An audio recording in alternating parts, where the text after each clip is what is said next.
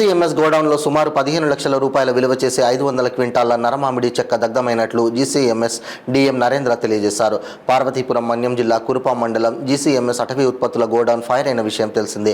ఈ గోడౌన్ దగ్ధమైన విషయం తెలుసుకున్న జీసీఎంఎం డిఎం నరేంద్ర సంఘటన స్థలానికి చేరుకున్నారు. ఈ సందర్భంగా ఆయన మీడియాతో మాట్లాడారు.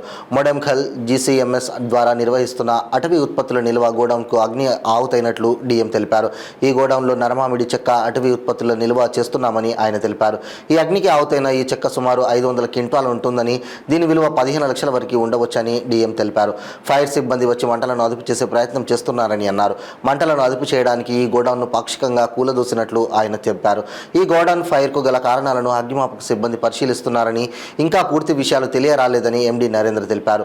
ఈయన వెంట GCC manager Krishna Prasad, accountant Ganapathi, superintendent Samba తదితరులు పాల్గొన్నారు.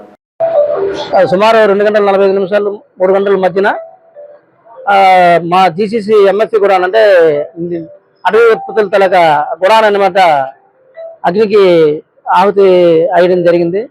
ప్రాథమికంగా లోకల్గా ఉండే గ్రామస్తులు తెలియజేసిన వెంటనే కన్సల్ట్ మేనేజర్ గారు, అకౌంటెంట్ గారు, గుడాన్ అసిస్టెంట్ గారు వెంటనే కూడా వచ్చి ఫైర్ సిబ్బందికి వారికి ఇంటిమేట్ చేయగా అగ్నిమాపక దళం వచ్చిన తర్వాత మంటల అదుపులోకి తీసుకొచ్చారు.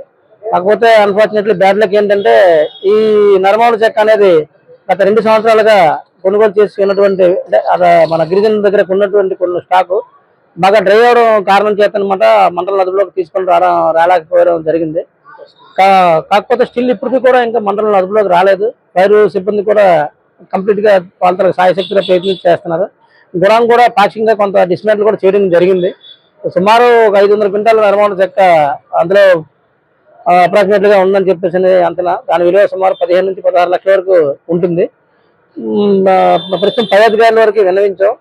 ఈ తదుపరి రేపు మార్నింగ్ క్రిమినల్ రిపోర్ట్ అనేది విఆర్ఓ గారు, నెక్స్ట్ సెక్రటరీ, నెక్స్ట్ గ్రామస్తుల నుంచి కూడా తీసుకొని తిరగడం జరిగింది.